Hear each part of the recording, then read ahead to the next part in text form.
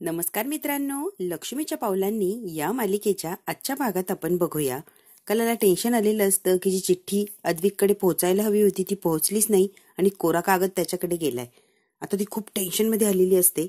संगीताला म्हणते थोडंसं काम आहे, 1 मिनिटात गेले आणि लगेच आले. संगीता म्हणते नाही नाही, कुठं बी जायचं नाही. हळद लागली की कुठं बी जायचं नाही, तुला सांगितलंय ना कले मी, तू आता इथून हलायचं नाही. नवऱ्या मुलींनी घराच्या बाहेर जायचं नसतं, ते अशुभ असतं. एकदा सांगितलंय ना कले, ऐकायचा गुपचूप. कला म्हणते मला जावंच लागणार, काहीही झालं तरी मला जावंच लागणार. कला म्हणते मला पार्लरला जायचंय, लग्न तोंडावर आणि माझी काहीच तयारी झालेली नाहीये. संगीता म्हणते तिला बोलव की घरी. अगं केला होता फोन, तिला नाही जमणार आहे. बरं ठीक आहे, मी काजूला बोलवते, काजू आणि तुम्ही दोघे जा. आई, काजू बाहेर गेलीये, तिची वाट बघत इथेच थांबू का मी? कधी येणार मग आम्ही कधी जाणार? मी येते तुझ्या बरोबर, चल. नको, काही गरज नाहीये, पार्लरला जायचं, मी जाते की.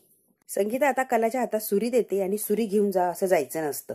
आता कला सुरी हातात घेते आणि पटकन बाहेर निघालेली असते. संगीताला बिचारीला खूप काळजी लागते, पोरगी ऐकतच नाही. कला आता धावत पळत घराच्या बाहेर रस्त्यावर आलेली असते. रिक्षा शोधते पण एकही रस्त्यावर रिक्षा नसते. अरे यार, एक सुद्धा रिक्षा नाहीये. काही करून चांदेकरला सगळं खरं सांगायला हवं आणि रोहिणी मॅडमची रूम पहिली तपासायला लागणार. कला म्हणते अंबाबाई मला माफ कर, रीतिरिवाजाच्या विरोधात जातीये मी आणि वेगळंच काहीतरी करतीये. पण चांदेकरांची सून म्हणून जबाबदारी पाळणं सुद्धा माझं कर्तव्य आहे. त्यामुळे देवी आई खरंच मला माफ कर. रिक्षा चाललेले असतात, रिक्षाला हात करते, तिथे कुठलीही रिक्षा थांबायला तयार नसते. अगदी परेशान झालेली असते ही कला. कला जेव्हा रिक्षात बसायला लागते तेव्हा तिच्या हातून सुरी खाली पडलेली असते. ते आता चांदेकर मेन्शनला रिक्षावाल्याला घेऊन जायला लावते आणि ते निघालेले असतात. सुरी मात्र जागेवरच पडलेली असते. रिक्षा जिथे उभी राहिलेली असते तिथेच सुरी हरवते. आबा आता रजनी सोबत काहीतरी चर्चा करत असतात. सगळी तयारी कर, सगळं काही व्यवस्थित झालं पाहिजे, पाहुणे मंडळी येतील. तेवढ्यात काय अद्विकही वरून खाली येत असतो. येता येता जिन्याला एक थोडंसं असं खोचटलेलं असतं. तिथे अद्विक घासून चालतो तर अद्विकचा कुर्ता फाटलेला असतो. जोरात असं अगं आई ओरडतो आणि म्हणतो आबा 37 वेळा हा जिन्या वर खाली केलाय मी, आजपर्यंत कधीच मला असं झालं नाही, बघा की माझा नवीन कुर्ता फाटला गेलाय. आबा म्हणतात अरे देवा, अंबाबाई हे काय संकेत आहे ग तुझे? अद्विकने चढवलेलं कापड फाटलं म्हणजे काय? शुभप्रसंगी चढवलेलं कापड फाटलं म्हणजे अशुभ संकेत. अंबाबाई तुझ्या मनात आहे तरी काय? आबा म्हणतात नवरदेवच्या अंगावरचं कापड फाटलं अशुभ आहे, अघटित काहीतरी घडणार आहे. रोहिणी आणि अद्विक म्हणतात, रजनी आणि अद्विक म्हणतात आबा एवढं काय टेन्शन घेताय, एवढं काय नसतं. आबा साधं शर्ट तर फाटलंय हो, त्यात काय एवढं, कापड आहे ते फाटणारच.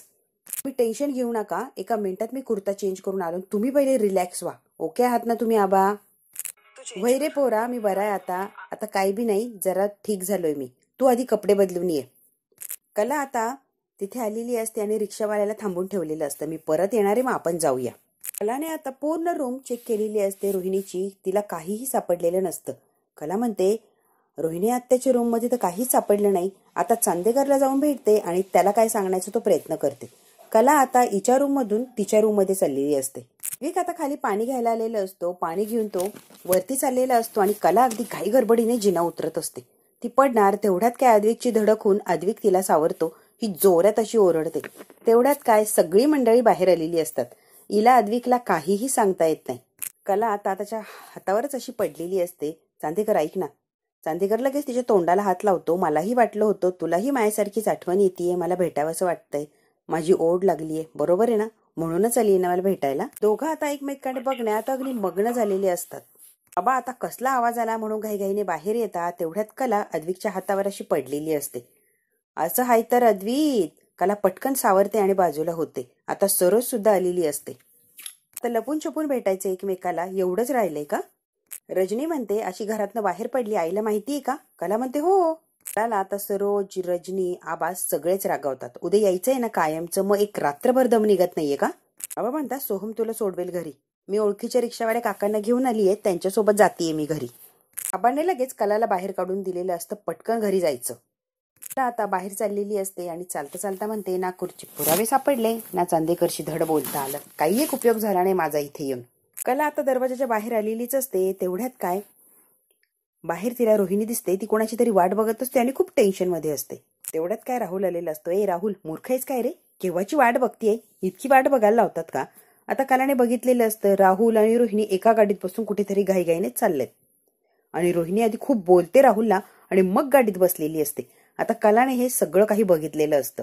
एकंदरीत काय चाललंय हे कलाच्या लक्षात येतं. कला म्हणते रोहिणी मॅडम आणि राहुल कुठे चालले असतील, जरा बघायलाच लागणार. कला घाईघाईने येते, रिक्षात बसते आणि गाडीचा पाठलाग करायला लावते.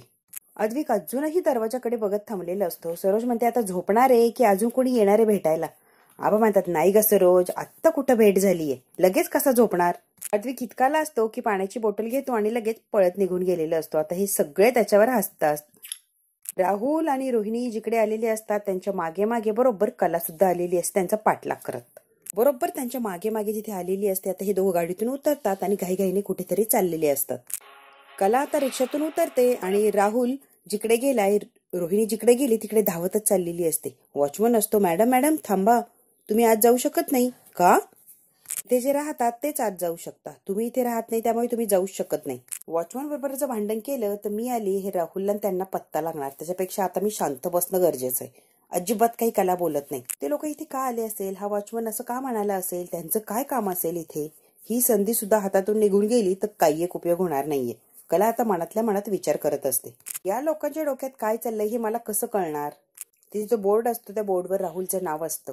कला म्हणते याचा अर्थ राहुलचा इथे फ्लॅट आहे आणि म्हणून ते इथे येतात. आता बघितलं असतं किती नंबरला राहुलचा इथे फ्लॅट आहे, सगळं काही कलाने बघितलं, पण वॉचमन तिला उभंच राहू देत नाही. त्यामुळे कला आता तिथून निघालेली असते, रिक्षात येते. रिक्षावाल्या काकांना म्हणते चला आता रिक्षात बसलेली असते. म्हणते म्हणजे या फ्लॅटमध्ये अशा काही गोष्टी लपवल्या त्या कुणाच्याही हाताला लागता कामा नये. राहुल आणि रोहिणी मॅडम नक्कीच काहीतरी प्लॅन करताय जबरदस्त. अशा काही गोष्टी आहेत की ते कोणाच्या हाताला लागताच कामा नये म्हणून इकडे सिक्युअर असे लपून ठेवल्यात. त्याला आता खूप असं टेन्शन आलेलं असतं. नको नको ते विचार कलाच्या मनात यायला लागलेले असतात. आता पर्याय नसतो, वॉचमन तिला आतमध्ये जाऊच देत नाही. त्यामुळे फ्लॅटपर्यंत ती बिचारी कशी जाणार? आता नाराज झालेली असते, निराश झालेली असते. चला दादा आता आपण माघारी जाऊ, आता डायरेक्ट घरी चला.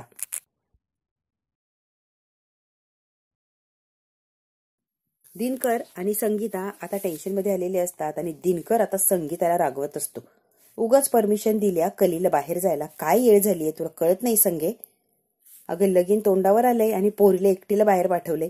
संगे तुला बी कळत नाही व? संगीता दारात उभा राहून अगदी आतुरतेने वाट बघत असते, ही कला कधी एकदाची येते. संगीता म्हणते मला तरी काय ठाव होतं, पार्लरला जाते असं म्हटली. मी म्हटलं असतं पोरींचं, जा बाई, म्हणून तिला जायला दिलं. मला तरी काय माहिती इतका उशीर होणार आहे आणि असं काही होऊन जाणार आहे, नाहीतर मी खरंच जाऊ दिलं असतं का? दिनकर म्हणतो काही बी असू दे, तू नाहीच म्हणायला हवं होतं. माझ्या कलीला पण वाटलं असेल ना काहीतरी करावं पार्लरमध्ये जाऊन, म्हणून दिलं. ओ पिरमाने म्हणलं जा. माझी पोरगी काही नयनासारखी नाहीये, पण तरी पण नव्याने संसार थाटतीये, वाटतंय कुठेतरी काहीतरी करावं, म्हणून म्हणलं जा बाई. म्हणून तिला अगदी आनंदाने परवानगी दिली. पुढे काय होणार आहे मला काय माहिती हो. एवढ्यात काय कला आलेली असते. ही बघा आली आपली कली, उगाच टेन्शन घेत बसला. गीता म्हणते किती घोर लावला, आम्ही काळजीत होतो ना, ही काही येळ आहे का, किती वेळची गेली होतीस ग? संगीता आता खूप बोलत असते कलाला. कलेला दिनकरही रागवतो आणि संगीत सुद्धा. कले काय झालंय, नाराज नाराज काय दिसतीये? ए कले, आई मी नाराज काय तुला सांगूनच टाकते. मला चांदेकरला भेटायचं होतं, पुढच्या काही गोष्टी डिस्कस करायच्या होत्या म्हणून मी गेले होते, मी पार्लरला गेली नव्हती. दिनकर संगीता कलावर हसत असतात. संगीता म्हणते असंच होणार, जीवाची तगमग, त्यासनी भेटायसाठी जीव आतुर होणार. कला थोडं सहन कर, आजची रात्र गेली की उद्या तू कायमची त्यांच्या घरी जाणार आहे. जावई बापूंची लई सवय झालीये ना म्हणून असं वाटायलंय. एकदम थोडा वेळ राहिला बघ, नको काळजी करू ग कला, थोडा वेळ राहिलाय, मग काय कायमची झालीच की त्यांची. कला म्हणते दोघं रोहिणी आणि राहुल एकत्र, याचा अर्थ काय? दोघं एकत्र म्हणल्यावर काहीतरी नक्कीच त्यांच्या डोक्यात शिजत असणार आणि ते पूर्ण करण्यासाठी ते कुठल्याही थराला जाऊ शकतात. कलाला खूप असं टेन्शन आलेलं असतं. जिथे रोहिणी आणि राहुल आहे तिथे काहीतरी कांड घडणार म्हणजे घडणारच. काहीतरी जबरदस्त प्लॅनिंग नक्कीच चालू असणार आहे त्यांचा. कला आता मनातल्या मनात विचार करत असते आणि खूप तिला टेन्शन आलेलं असतं. अजूनही विचार करत तिथंच उभी राहिलेली असते. संगीतामध्ये कले काय झालंय ग? आई मला ना तेवढ्यात दिनकरने खूप सुंदर असं घर बनवलेलं असतं कलासाठी. दिनकर ते घर कलाला दाखवतो. कलाला इतकं आवडतं ते घर. बाळा म्या त्यासाठी रुखवत केलाय, बघ कसं दिसतोय. कलाला इतकं आवडतं, पटकन ती दिनकरच्या जवळ बसते आणि ते सुंदरचं घर हातामध्ये घेतलेलं असतं. बाबा इतकं सुंदर. दिनकर म्हणतो राजा राणीचं घर आहे कले, तुझं आणि तुझा राजा अद्विक. त्या घरात वर्षभर राहिली पण या घरातून रितसर पाठवणी केली नव्हती. दिनकर म्हणतो या घरातून जेव्हा चाललो होतो तेव्हा तुझ्या लग्नासाठी चाललोय किंवा तुझी रितसर पाठवणी करायला चाललोय असं वाटलं बी नव्हतं, विचार बी केला नव्हता. तिथे जाऊन वेगळंच काहीतरी घडलं आणि तुला अगदी वर्षभर तिथे राहायला लागलं. यायला ती चूक करायची नाहीये. आता इथून लग्न करून चालली आहे ना, सगळ्या रीती भाती सगळं सगळं मला जपायचंय आणि सगळं काही जेवढं माझ्या परीने करता येईल तेवढं कला तुझ्यासाठी करायचंय. दिनकर एक बापाचं कर्तव्य पूर्ण करण्याचा प्रयत्न करत असतो. दिनकरचं हे बोलणं ऐकून कलाला सुद्धा खूप छान वाटतं आणि एक दिलासा मिळालेला असतो. आई वडिलांची तगमग, आई वडिलांचं प्रेम सगळं काही कलाला अगदी स्पष्ट असं दिसत असतं. त्या घरात असलेला तुझा सगळ्या घरच्या लोकांना कडक विरोध, तुझ्या विरुद्धचा राग हे आम्हाला जेव्हा दिसायचं कळायचं तेव्हा इतकी काळजी लागायची आम्हाला दोघांना. कला, तू कशी राहशील, कशी ऍडजस्ट करशील, तुला काय काय सहन करायला लागल या काळजीनं जीव अगदी घाबरा घुबरा व्हायचा आमचा. दिनकर आता रडायला लागलेला असतो. काय काय आणि किती किती अग्निपरीक्षा द्यायला लागलं तुला कले. खरंच तू म्हणून सहन केलं आणि काय काय सहन केलंय ग कले. तू त्या घरात खूप काही भोगायला लागलं तुला. काय काय सहन केलं, काय काय भोगलं कले. सगळ्यांनीच तुला त्रास दिला, जो राग होता तुझ्यावर काढला. तू सुद्धा सगळ्यांचा राग सहन केला, सगळ्यांना आपलंसं केलं आणि सगळ्याच्या पलीकडे जाऊन सगळ्यांची फेवरेट झाली. कला, खरंच तू इतकी गोड आहेस ना, कोणालाही आपलंसं करू शकते. तुझा स्वभावच वेगळा आहे ग कला. दिनकरला आणि संगीताला म्हणूनच कला आवडत असते. तिघींपेक्षाही कला वेगळी असते आणि खूप गोड असते, प्रेमळ असते, समजदार असते, सगळ्यांची अगदी काळजी घेत असते आणि प्रेमाने सगळ्यांना सांभाळत असते. दिनकरला आपल्या लेकीचं खूप कौतुक वाटत असतं आणि कुठेतरी काळजी सुद्धा. आता ती परत नव्याने संसाराला लागणारे, नव्याने संसार करू बघत आहे. दिनकर म्हणतो, माझ्याकडून काहीही कमी राहता नाही. छोट्या मोठ्या गोष्टींची जी काही हौस राहिलीये सगळी काही हौस पूर्ण करायची. आणि कला, मी करणारा, माझी सगळी हौस पूर्ण करणार. दिनकरही रडायला लागलेला असतो, कलाही रडायला लागलेली असते. या दोघा बापलेकाला रडताना बघून आता संगीताच्याही डोळ्यात पाणी आलेलं असतं. त्यावेळेला अचानक तू तिकडे निघून गेली. त्या सगळ्या परिस्थितीची, सगळ्या वातावरणाची संगीने आणि मी सवय करून घेतली होती. काही बी ऐकायला येऊ दे, किती बी काही होऊ दे, आम्ही एवढा विचार करत नव्हतो. तुझे नशीब आहे आणि ते मानून आम्ही गप्प बसायचो, कारण आमच्या हातात काही बी नव्हतं ग कले. तुला ते सहन करायला लागलं. दिनकर खूप रडायला लागलेले असतात. दिनकर म्हणतो, तू परत 4 दिवसासाठी घरी आली. आम्हाला तुझी 4 दिवसात इतकी सवय, इतका लाळा लागला की आता उद्या तू जाणार हे आम्हाला परत सहन होणार नाही. पहिले जे वाटायचं तेच आता वाटणार. कले, तू कुठं बीच गेली की आपलंसं करते ग सगळं. 4 दिवसातच आम्हाला इतकी ओढ, इतकी सवय लागली तुझी, आम्हाला आता सहनच होणार नाहीये. दिनकर बिचारा खूप रडत असतो आणि कलाला मनात काय त्याच्या घालमेल चाललीये ती सगळी काही सांगत असतो. कला सुद्धा शांतपणे दिनकर काय सांगतोय ते ऐकत असते आणि त्याला समजून घेत असते. संगी म्हणते, सगळं काही माया चुकीमुळे झालं होतं. मी चूक केली म्हणून तुला सगळं भोगायला लागलं कले, बरोबर ना. तेव्हा आमच्या चुकीमुळे सगळं काही झालं होतं, तुला काय ते सहन करायला लागलं आत्तापर्यंत. पण आता नाही हा कले, आता तुला काही बी भोगायचं नाहीये, काही बी सहन करायचं नाहीये. आता तुला हवं तो मनासारखा जोडीदार मिळालाय, त्याच्यासोबत आनंदाने आयुष्य घालवायचंय. आता मात्र तुला काही बी सहन करायची गरज नाही हा कले.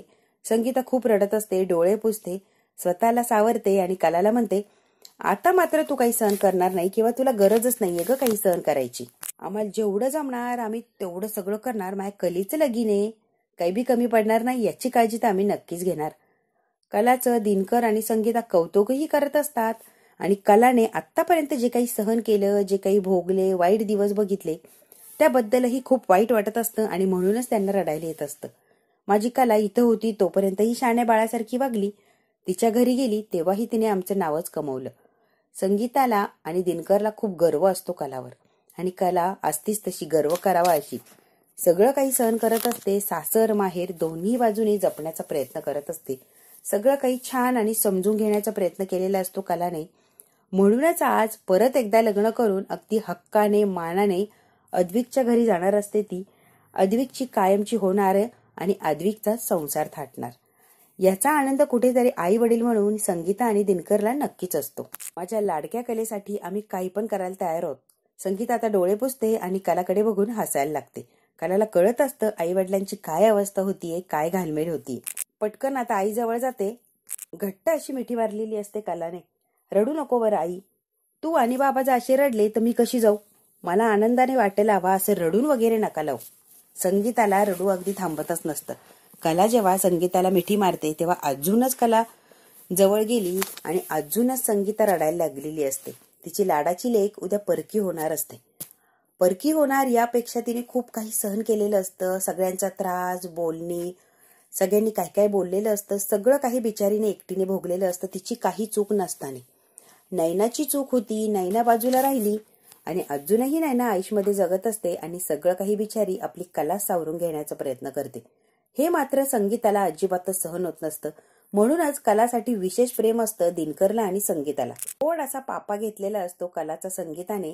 दिनकर मात्र डोळे पाण्याने भरलेले असतात आणि त्या भरलेल्या नजरेने कलाकडे बघत असतो. त्याला खूप वाईट वाटतं आणि कौतुकही वाटत असतं कलाचं. एवढं सगळं कलाने सहन केलेलं असतं, एक शब्दही बोललेली नसते किंवा माहेरी कधी निघून आलेली नसते. त्याचंच कौतुक असतं, म्हणूनच एवढे लाड करून घेत असते कला. आई बाबा, तुम्हाला एक सांगू का? तुम्हाला माहित नसन म्हणून सांगतीये, जगातले एक नंबर बेस्ट असे आई बाबा आहात. जगात भारी. संगीतामध्ये गप ग कले. नाही, खरंच जगात भारी. दोघही खूप रडायला लागलेली असतात आणि तर लेक जाणार हे त्यांना सहन होत नसतं. तरी आता रीतिरिवाज, परंपरा, लेकीला तर पाठवायचंय स्वतःपासून दूर. एकीकडे सगळी तयारी करत असतात आणि एकीकडे त्यांचं मन खूप दुःखी, हळवी, सगळंच काही झालेलं असतं. कर्तव्य सुद्धा करायचं असतं आणि काळजाचा तुकडा परत एकदा कोणाच्या तरी हवाली करायचं असतो. हे त्यांना सहनच होत नसतं. कला आता जवळ येते आणि दिनकरची समजूत काढते. बाबा रडू नका बरं तुम्ही. दिनकरने सुद्धा कलाला अगदी प्रेमाने जवळ घेतलेलं असतं आणि तिला आता सावरतो. कलाने सुद्धा दिनकरला आता सावरलेलं असतं आणि रडू नका, शांत व्हा असं सांगते. इतकं रडू आलेलं असतं की शांत व्हा म्हटल्यावर ते अजूनच रडायला लागलेले असतात. कलाला कमालीचा आनंद झालेला असतो आणि या दोघांकडे बघून तिला वाईटही वाटत असतं. आता काय, आजची रात्र गेली की ती कायमची अजविकची होणार असते. कला आता स्वतःला सावरते, डोळे वगैरे पुसते आणि दोघांनाही सांगते, आता तुम्ही रडू नका. आनंदाचा क्षण आलाय ना आयुष्यात, तो आपण जगून घेऊया. इकडे मात्र अद्विक रावांचं काहीतरी वेगळंच चाललेलं असतं. अरे बापरे, एक रात्र सुद्धा त्यांच्याच्याने जात नसते. ही रात्र कधी जाते आणि कधी कला माझ्याकडे कायमची येते, हे ओढ, ही अपेक्षा, हे सगळं काही अद्विकला लागलेलं असतं आणि म्हणूनच अगदी वेड्यासारखा कलाचा आणि कलाचाच विचार करत बसलेला असतो. आबा म्हणलेले असतात, आता काय भो, कला भेटून गेली, अद्विकला शांत झोप लागणार. तसं काही झालेलं नसतं. अजूनही अद्विक कलाचाच विचार करत असतो. ती कशी आली घाईघाईने, कशी याला धडकली आणि याने कशी सावरली, सगळे काही क्षण आता अद्विकच्या डोळ्यापुढून चाललेले असतात. आणि ती नजरेला नजर त्यांची जी मिळालेली असते, जे स्वतःच्या मिठीत घट्ट असं पकडलेलं असतं कलाला, ते सगळं काही जाणवत असतं आणि सारखं सारखं आपल्या अद्विकला तेच तेच आठवत असतं. थोडक्यात काय, कला डोक्यातून नजरेसमोरून अजिबातच जात नसते. आसपास कला आहे असंच त्याला नेहमी वाटत असतं. मिठीत पकडलेली कला तो क्षण मात्र सारखा या अद्विकला आठवत असतो आणि तेच तेच आठवून त्याच्या चेहऱ्यावर गोड असं हसू येत असतं. आता हा विचार करत उभाच असतो, विचारात मग्न झालेला असतो, रमलेला असतो आणि सरोजलाही चांगलं माहिती असतं हा काय लगेच जाऊन झोपणार नाहीये. आता सरोज आलेली असते अद्विककडे. आई का ग, काही काम होतं? मला बोलवलं असतं, मी आलो असतो की. तू कशाला आली? असू दे रे. काय रे, बायकोची आठवण का इतका गोड लाजलेला असतो आणि चेहऱ्यावर असं हसू असतं की कमालीचं. सरोज आता काहीतरी आणलेलं असतं त्याच्या हातात देते. सरोजने आता बांगड्या आणलेल्या असतात. कला आली की तिला या बांगड्या दे. तुझं आधी लग्न ठरलं तेव्हा माझ्या सुनेसाठी या बांगड्या आणल्या होत्या मी. परिस्थिती इतकी बदलली की त्या बांगड्या मला सुनेला कधी देताच आल्या नाही. आता मात्र परिस्थिती खूप छान आहे. आता त्या बांगड्या तू आनंदाने कलाला दे. सरोजने बांगड्या दिलेल्या असतात आणि अद्विकला म्हणते, या बांगड्या कलाला द्यायच्या आठवणीने. मी आज खूप खुश आहे. माझी आई, बायको, आम्ही एक सॉलिड टीम आहोत. पण आधी आणि शांत बसलेला असतो. सरोज म्हणते, आधी काय रे? आता कलाही झोपण्याचा प्रयत्न करत असते. तेवढ्यात काय संगीता आलेली असते. कले, पाणी आणलेलं असतं कलासाठी संगीताने. संगीता तिथंच उभी राहिलेली असते. कला सुद्धा तिच्याकडे बघते, हिला काय बोलायचंय माझ्याकडे. संगीता म्हणते, काय नाही, झोप आता, मी बी झोपते. ती चाललेली असते. कला पटकन तिचा हात पकडते. आई, तुझ्या मांडीवर डोकं ठेवून झोपू मी थोडा वेळ? गीता आनंदाने खाली बसते आणि मांडी घालते आणि कलाला म्हणते, झोप आता माझ्या मांडीवर, निवांत आणि शांत अशी झोप लागेल. कला म्हणते, आई तुला काही बोलायचंय का माझ्याशी? संगीता विचारच करत असते आणि कलालाही माहितीये हिला मला काहीतरी नक्कीच सांगायचंय. काय बोलू कला, माझी कला हुशार आहे, समजदार आहे. तू समजदार आहे यात काही वादच नाहीये. तरी पण आई म्हणून सांगते, संसार म्हणलं की तडजोड करणं, समजून घेणं, सगळ्या गोष्टी सांभाळून घेणं हे आलंच आणि हे करावं तरच संसार टिकतो. आता सरोजला अद्विक म्हणत असतो, नवीन लग्न झालं तेव्हा सरोजला सांगत असतो की किती किती ऍडजस्टमेंट केल्या होत्या खरे नाही ते आठवतंय ग, आणि सारखं सारखं तेच मला सगळं लक्षात येतंय. पहिल्याच रात्री अद्विकने सांगून टाकलेलं असतं, जगासाठी असशील माय बायको, पण रूम मध्ये माय बायको नसणार आहे. नियम अटी सांगतो त्याच तुला पाळायला लागणार आहे. कोपरा हवाय स्टोर रूम मध्ये झोप की. कलाशी तो कसा वागला, फटकळ, तिला किती त्रास दिला, हे सगळं काही अद्विकला आठवत असतं आणि आता त्याला गिल्टी फील होत असतं. मला बायको म्हणून स्वीकारलं नाही, मग कुठं गेले काय गेले याची तुला काय देणं घेणं आहे. आणि कला जेव्हा गाडीत बसायला जाते तेव्हा अद्विक गाडी चालू करून गेलेलं असतो.